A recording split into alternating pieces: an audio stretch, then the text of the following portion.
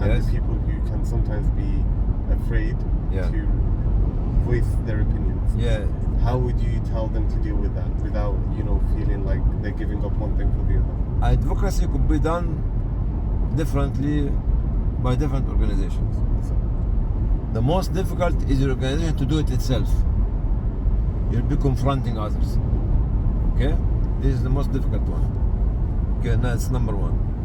Number two, you can do it as a group. When you prepare the statement and you are the organizer, you prepare the statement, but you share it with 50 or 100 organizations to edit it before publishing it. It might take you a week or 2 or 3 to issue the final statement, which has been signed by 50 organizations. That means you are one of 50, so the risk will be less. Okay? Because any government will look at the number of people who signed the document of advocacy. Number 3, if you want a very aggressive campaign, you can hire a company to do it for you, and you pay for them. And they will take the risk because they do this job for everybody. And you will achieve what you want without exposing yourself to the other people. These are the 3 ways of doing advocacy. and in today's environment, excluding Gaza and Lebanon, which are clearly Yes. up there, what issues would you highlight that you think the youth need to be made aware of, and that they need to raise funds for, contribute positively to? Like, what issues are there today that you think aren't being highlighted as much as they should? What do you mean? Say it again. So, المشكلة الآن في العالم, like, what issues are there currently that aren't being highlighted as much as they should for the youth? The issues which has not been highlighted was Sudan. This is the top scandal for the Arab media or the Arab government. Top scandal, especially for all these news channels from the Arab world. I'm not talking from the non-Arab world. Okay, this number one. What exactly in Sudan? Political. For the people who don't know. Political. Because see who is involved in Sudan as country.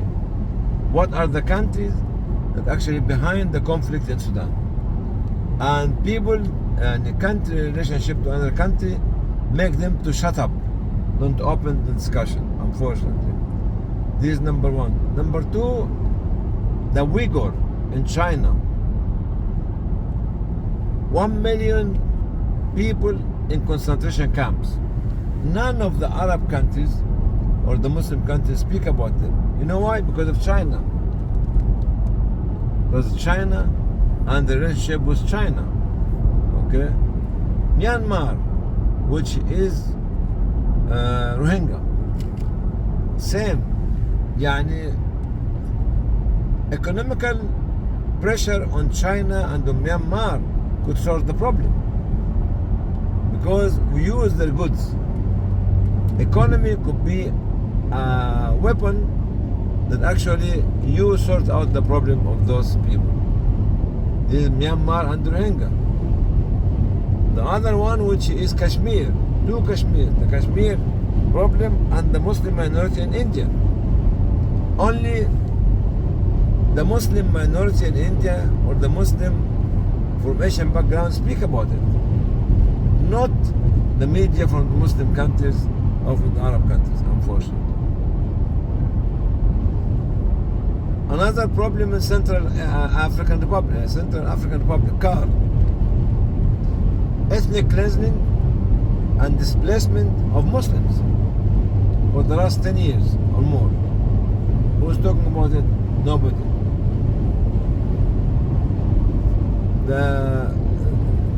They talk about Lebanon, talk about Gaza nowadays. What I'm going to say is another problem. Kashmir, the Balkan itself, which is Albania, Macedonia, Kosovo, Montenegro, this area, and Bosnia. This area is standing on a hot plate, on a hot ground. Could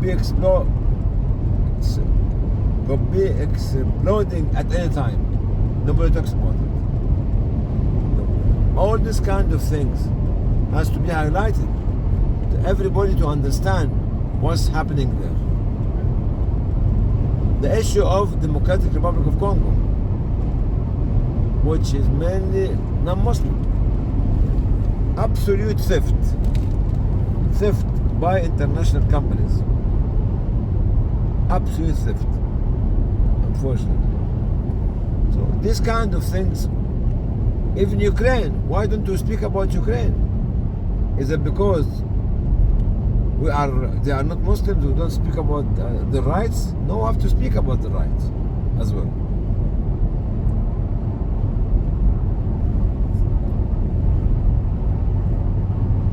Yes? Deliberating, trying to see not just what I want, but what everyone else can benefit from too. I've got a more personal question. You said, of course, I know you were married and you had children at the time you were doing your PhD. How did you balance that? Allah balanced it. Like actually, if Allah chosen for you the best wife who can support you, you'll be successful. Don't go for the dandy-doo-doo girls. Or actually, and don't. If you are going to be an extrovert, outgoing, try to marry not an extrovert like yourself. Because two extroverts cannot live together. Both of them want to go outside. Both are going to stay behind. Get the one who can support the kingdom of the family. Okay? And this is very important. She will be managing the day-to-day running of the big institution of the family and will allow you to go outside to help the people.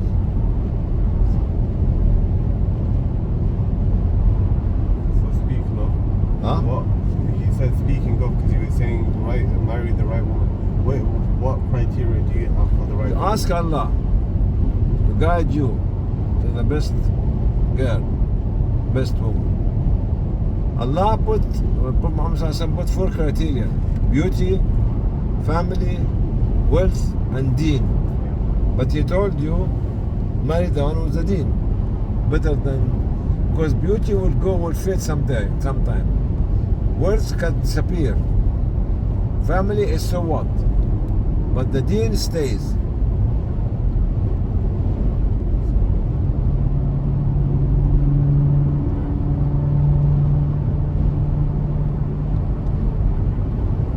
Anything else? You covered a lot more better. Okay, inshallah. Let us actually do something else later on. And thank you everyone for listening to the young people question on this journey. Alhamdulillah, I learned a lot from traveling with Brother Yousef. Alhamdulillah, the more you'll be asked about question, the more you'll be able to learn from answering the question. Don't ever think that Yousef only is the one who's benefiting. It's myself also is the one who's benefiting more, because I'm testing my knowledge and it's putting a challenge on me all the time. Jazakumullah khair. We'll see you later on. Assalamu alaikum wa rahmatullahi wa barakatuh.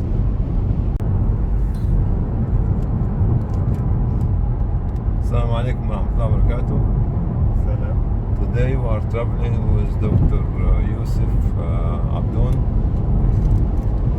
He is driver and the Amir, and he is a medical student, asking for many questions for the young people to understand it, as an advice from him to all of us. Inshallah. Tfaddal. So the question first and foremost is, how, as a medical student or as someone who doesn't have, a lot of time to themselves, how would you implement yourself in charities to have achieve a lot and to just have a big cultural impact via society. So, if you are in the medical school, you can still help some charities as much as you can while you are there. But it depends what you want to do when you want to do this charity work. Do you want to be a medical doctor when you finish your study? Yes, inshallah. Do you want to be a social worker? Okay. Do you want to be a researcher? Do you want to be a charity worker? Which one of them you want? So for me, it would be a medical doctor. I still want to be a medical doctor, inshallah. But I want to still help elsewhere. Yeah. So my advice to you is finish your medical degree with excellence. This is number one. To allow you to do the subject or to specialize in the subject that you want. Actually, this is one thing. If you want to take a gap year to travel to any country, to have training or to do social work or to do medical field work, this is something else that you can think about it. Yeah.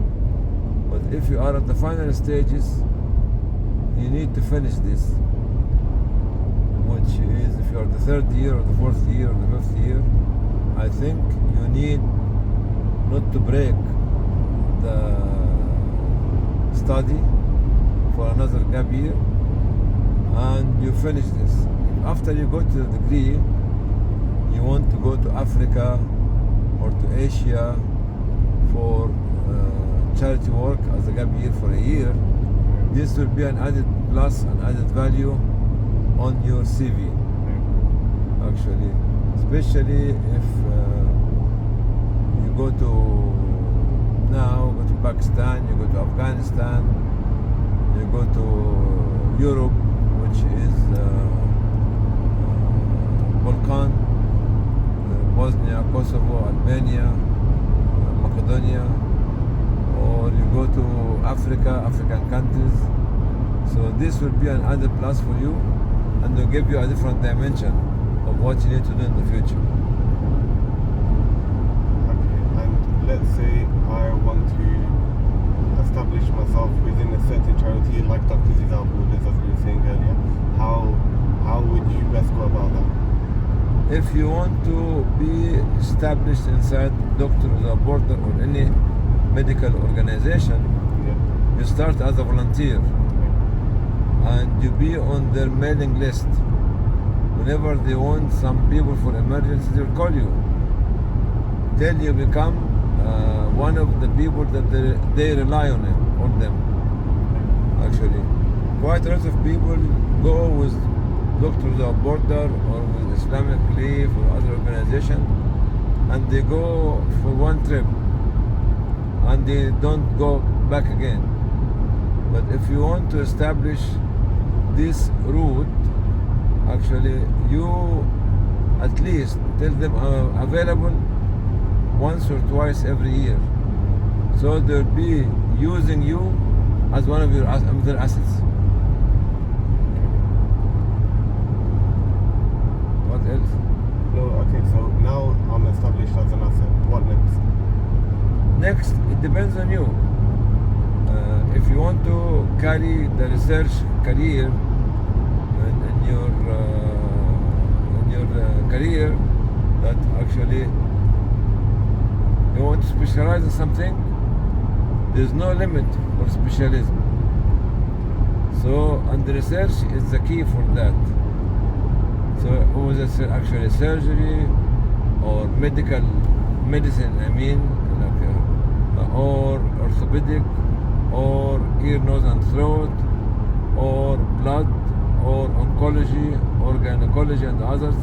There's no end for that if you are going to pursue the research side of it, because we will need a lot of people who will be able to be professional as well as researchers. Do you think it's manageable to be a doctor, a research in your spare time, and my research as a medical doctor in the 80s, as well as I was working as a doctor, and I was a part of doing some volunteer activities with Islamic Relief, with forces, with Muslims, with MSS, with Islamic Society of Birmingham University, and with Egyptian Student Society. I was doing all those at the same time, and I was married as well. So it depends on you organizing your time, and Allah give barakah in your time. So I had a circle, weekly circle in English. It lasted for 9 years. I used to organize khutbah Jum'ah in Birmingham University for years as the vice Amir of the Islamic Society in Birmingham University, and I was the chairman of the Egyptian Student Society on the local level, which is Birmingham, then on the national level later on. Then I was actually with Islamic Relief as well. So with all this, Alhamdulillah, I managed to have my Doctor of Medicine, MD, at the end. And you said time management. What advice would you give to medical students in time management? How would you split up your day? Well, you can split it the way you want. Actually, my day was during the daytime I'm in the hospital till late at night, and sometimes during the day I do some activities, communicating, networking, giving speeches, traveling here and there, but I never stopped actually dropping the medical research at any day. So I used to travel a lot in UK for Islamic Relief, from Birmingham to Newcastle to Glasgow, come back on the same day to promote Islamic Relief. And when I come back, I come to the hospital to do my research as well. So there's another element of this, which is the element of barakah. People sometimes do not calculate barakah. The barakah is a very important factor, actually, which you can have if you have the right intention for your work. So Allah will let you to achieve in your time what somebody else might not be able to achieve. So you can plan according to the time, and Allah gives the barakah. You were talking about Islamic Relief going around setting it up. Yeah. What advice or what knowledge did you gain in that first year of setting up Islamic Relief with your colleague, that down the line you realize what's the most crucial piece of learning that you did in that first year that informed all future decisions? Well, first of all, we have no knowledge whatsoever to start with.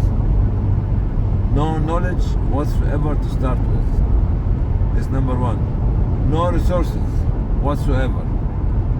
It was my colleague who was doing chemistry degree in Birmingham Medical School, Birmingham University, was doing his PhD, and myself. None of us have any clue of what we were doing when we started. So don't try to hypothesize everything I have to have before I do something. What we did at that time is to believe in the idea of helping the people in Africa, to believe that we can do something even if we don't have resources, to believe that we'll be able to do it, and start. No address, no office, no desk, no telephone, no budget, nothing. And we started to learn from our mistakes. Actually, we travel here and there. Sometimes people correct us, sometimes people give us advice, sometimes we do mistakes, and from there we started from nothing We were the nothing organization. We're looking for something to learn and ended of doing a lot of everything later on. Nothing, then something, then everything. And you were talking about learning from the people. How do you, I'm sure a lot of people would be interested in, how do you determine who, well, of course we should learn from everyone and anyone, but how do you determine who you pick as a mentor, as guidance, and as the focal point of determining what the next step should be? At the time, in this field of charity work or humanitarian work, as you call it, or relief work, there was no Muslim mentors Okay. at all, unfortunately, especially in the West. We were the starter. Okay? We were the starter at that time, and we were learning by experience, Okay. learning by connection and communication with people, learning by traveling, because we were the first generation to start in the West doing this kind of work. Because most of the work in the West in the 70s and 80s was mosque oriented, da'wah oriented, halal food, halal dress, Islamic books, and all these kind of things. So the work of humanitarian social work was not on the table. Everyone from the Muslim community was just sending the money back to their own relatives in Pakistan or India or Bangladesh. But none of those people have any clue about organizing some work. Send money to Afghanistan, send money to Sudan, send money to Palestine, send money to any other country. That's why we did not have any mentor. Now, after 40 years of our work, you can be guided by mentors, because there's a lot of them now. At the beginning there was none, but now there's plenty. If you choose myself, if you choose Nasr Haj Hamid, if you choose Harun Atallah, if you choose your father, if you choose somebody else, you can do that, because there's plenty on the table. But at our time, we did not care about a teacher, because we're trying with our bare foot and hands to dig the road for the people to come. So what would you say the key to success was? You said that you, well, not key, because obviously it's multi-component, but you communicated with a lot of people, you went out your way. Of course you had forces to rely on, that they supported financially, but what would you say, let's say someone today goes, you know what, I saw what Islamic Relief is doing, I want to open up my own thing, how do I do that? What would you do? Well, nowadays is quite different from 40 years ago. 40 years ago, movement was easy, opening bank account was easy, transferring cash was easy, communicating with people without telephone, without internet was very easy. The rise of Islamophobia was not as bad as it is nowadays, and all these kind of things was very easy. And the level of trust from the community to us was incredible. Okay? That's why this climate is not happening nowadays. Nowadays, Muslims are being accused of being guilty without any charges, without any trials. Your time now, but now, the good thing about now, it's easier to raise funds. It's easier, much easier nowadays to raise funds, much easier to spread the news, much easier to make a campaign.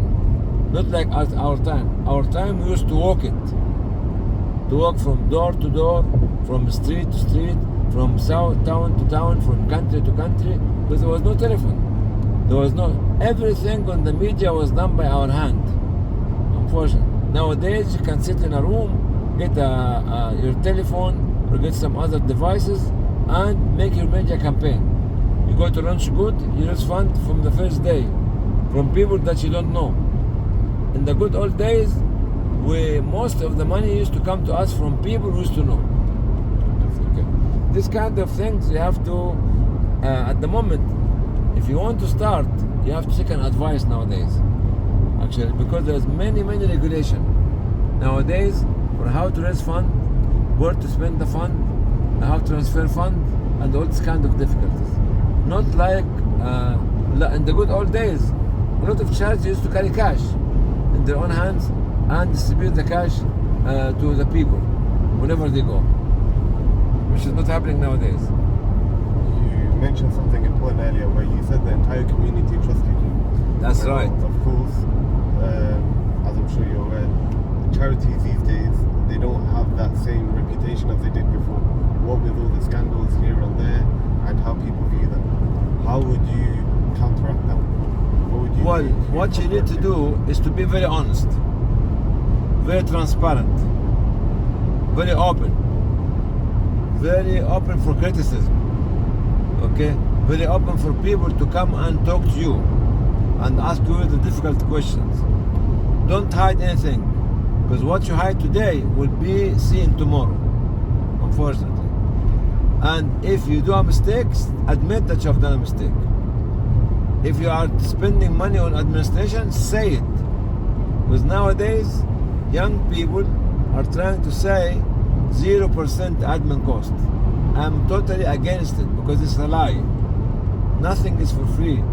And you can ask your father when he used to travel for hours or for days, how are you going to pay the cost of his travel? Somebody has to pay it, isn't it? That's why all this honesty, transparency, and accountability, this is the key for success. This will make people to trust you.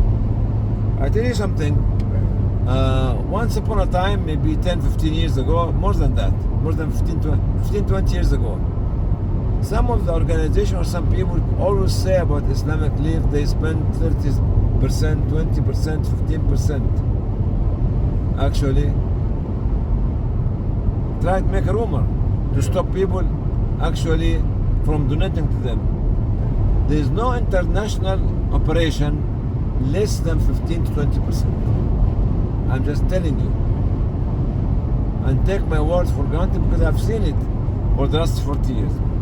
There's no work on the national level less than 10%, from 10 to 15%. Nothing. If you work on a country like UK or Algeria or Libya, you have to give yourself the administration cost. And if you say it from the very beginning, people will donate if they actually know that. And you don't have to deceive people. Now, a lot of young organizations, they want to build the reputation on 0%. Nothing called 0%. Nothing whatsoever called 0%. Even Allah in Zakat, He said, لَعَمِلِينَ عَلَيْهَا. Okay. So why did He say that? Because He knew that there should be people writing the names of the people who needs to be supported. There's people have to collect the zakat. There's people have to classify the people, and there's people have to spend the money or distribute the money of zakat, and the people have to write a report. Where you get the money for those people from the money you collect. Actually, that's why this transparency, accountability, and openness is the key for people trusting you. This number one. Number two is you have to network, build bridges, communicate, because you can, as we said earlier, we should learn from our mistakes, and we should learn from somebody else, as well from the experience. Let me say this statement to you: the knowledge and the information at any organization does not belong to them. It belongs to the community, and it belongs to the poor people, because the poor people are the people who are the real owner of the organization. We, if we are working in this field, have to recognize that we are employed by the poor people. You know why? Because most of the fund that we are collecting is from this fund we take our salaries, isn't it? That means that who is the owner of the fund? It's the orphan and the widow and the displaced people and the refugees and. So this is the philosophy of the working as a charitable act in the charity sector. Is you have to consider that your master is the local community. Your master is the orphan. Your master is the widow. Your master is the refugee. Your master is the displaced people. Your master is the sick man or the elderly man. And all these people are the master. Because we spend their money on our salaries and our well-being. So communication, networking, bridge building, and partnership. Very important. Why should you work in a city like Coventry or such a certain area in Coventry where two organizations are working there? Okay, fine, I have £5,000 for these two areas, you spend it. So they can give you some money somewhere else instead of duplicating the work.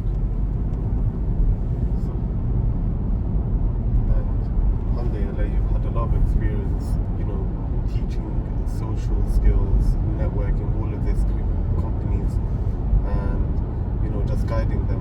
What advice? What do you see happens often with the people you work with that you feel that the youth of today need to correct and learn from now? First of all, nowadays you shouldn't start from zero. What do you mean? From zero means that actually there's a lot of people who have done this work before. Go to them, take their advice. Okay, build on their knowledge, build on their experience, build on their failure, build on their achievement. But if you say that we are different generation, we know better than them, those people don't know how to use computer, but without using computer, without having internet, without having this communication, they managed to build a huge organization. Okay, you have to understand how did they build it. Building organization is not only by the technology. No, it's by the technology of today's as well as by the power of belief of the individuals who are carrying the work, by the sacrifices, by the vision, by the message that they spread, by the commitment that they have. You have to learn from those people. How did they do it? And you add this to the technology. If you don't ask questions, you never get the right answer, and you'll start from zero again. Start from where people have reached and have achieved. That nowadays, I want to tell the young people, please, for God's sake, social media is good.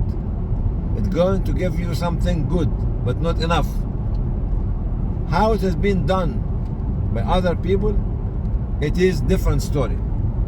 How other people made it is different story. How people failed then achieved is different story. And you have to keep going to those people, to sit down with them, to mentor you. And in UK, alhamdulillah, nowadays there are many mentors, not only one or two or three, many. And you can go to all of them. Okay, so you said don't start from scratch and to ask the questions.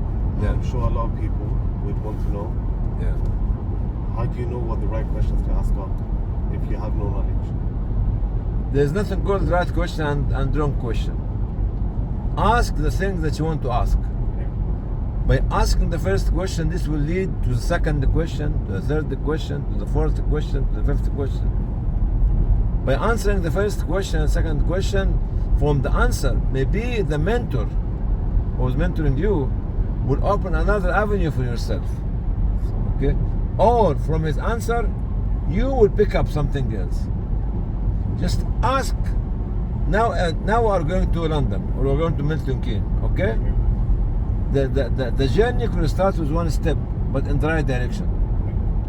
If you ask any question, trying to learn, this is the right direction. But the first question is the first step.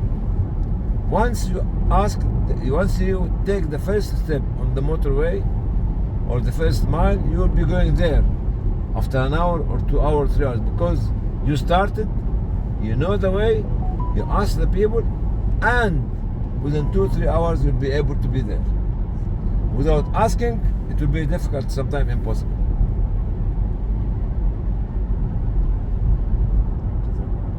And okay, so we ask questions, we go to the right mentors, we do all of that. Now, There's no right mentor and wrong mentor. of course, but we go to a mentor of someone that we want to learn to trust. from. Yeah. We trust. But because in the good old days, how people used to come from Andalusia to learn from Iraq at that time, it was not called Iraq, from Kufa and Basra and Baghdad. You used to walk it. Walk the distance from Spain to Baghdad or Kufa or Basra or Damascus. And when they used to sleep in the mosques. And they used to learn from every teacher in the mosque. Listen to them. Sometimes you don't ask questions, but sometimes you need to listen. And listening means knowledge, means experience, means culture, means philosophy of thinking, means value, means belief. Because you'll be listening to different teachers, different imams, different scholars, having different understanding of Islam. By the time you go to reach Ahmad ibn Hanbal or Imam Abu Hanifa al-Nu'man, after this 3-4 months journey, you could have met 100 or 200 or 500, 400 teachers in the mosques. Well, so we have the concept of learning, of course, from anyone, everyone, and even from the mentors, people that you trust. How would you have anyone or any recommendations in the day-to-day? So let's say there's other students, let's not say they're medical only, anyone who's part of UBSOC, ISOC, and ISOC, the Islamic Society of Manchester, or whatever it may be. How would you tell them to implement their time accordingly to learn from people, and which people would you give value to because of one thing?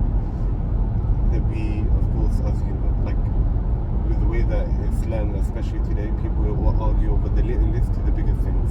Every little thing, every big thing, there's farq in opinions, this or the other. How would you get people to, let's say, someone follows a certain path in terms of ideology and another person follows a different one? How would you guide them to collaborate and to learn from people who maybe not follow the same ideology but are still along the correct path? You have to identify the objective. Okay. Now, we want to build a well, or to build a farm, or to build a school, or to build a clinic, okay? Or to build a laboratory, or to build a community center, or to build a mosque. Okay? Forget about who I am, what's my group, background. Objectively, let everybody, and this is the quality of the leadership, to focus on the mosque, to focus on the laboratory, to focus on the clinic, to focus on the school, to focus on the farm, to focus on the water project. If everybody say in our school of thought to do this, sir, now we have a school to build for 300-400 people, students or pupils. The budget is $1 million, £1 million, whatever you call it. Okay? How to raise the fund to build the school. The quality of the leadership is to let everybody to focus on the objective, not on the differences.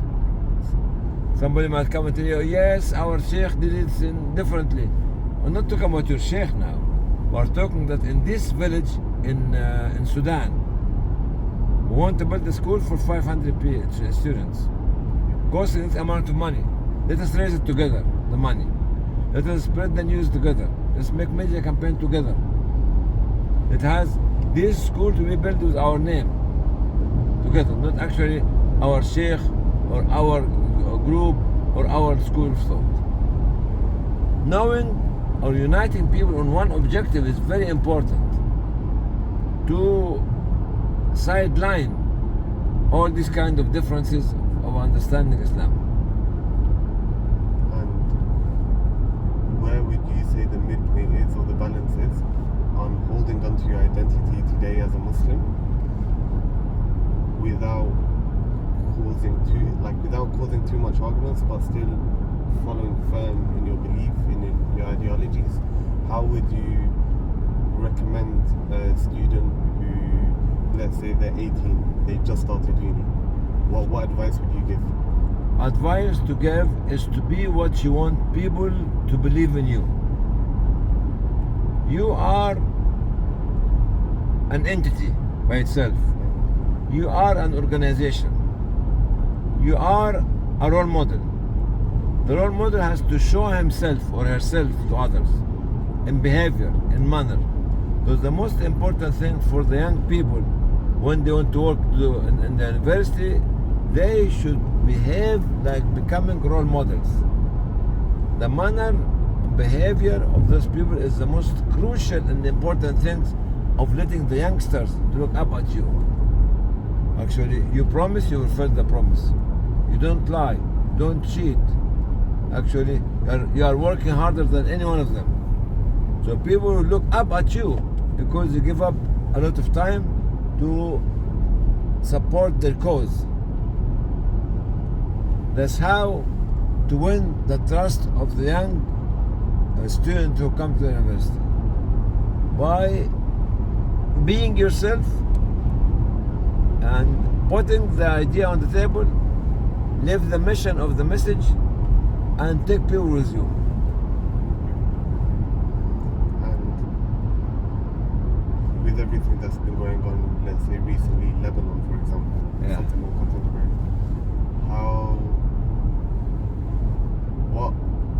what would you recommend? So of course you have some of the basics, like of course donate to charity, make dua, raise awareness. Is there anything else that people of today's youth can actually do to implement anything? There's a lot of things to be implemented. Yeah. What's happening in Lebanon, what's happening in Gaza, what's happening in Sudan, what's happening in where else? In Yemen, what's happening in Uyghur, actually in China or Kashmir, in India. All this teaching us one thing: we have to be very vigilant and very strong in advocacy and campaigning and networking and communicating and building bridges and building partnership. Because what I said now, these problems are huge for one country or two countries, 3 countries. How about you as a small organization? So you have to be very realistic, actually, of responding to all this without forgetting the actual mission to the message which is business organization. And when we talk about advocacy, there's people who that have said that they may be afraid to state how they feel in regards. Let's say they're pro-Palestine and they're afraid to mention that they are, just because of the implications of what they feel the university or their job that they're working at or whatnot can do. How would you tell them to navigate that type of minefield as a general?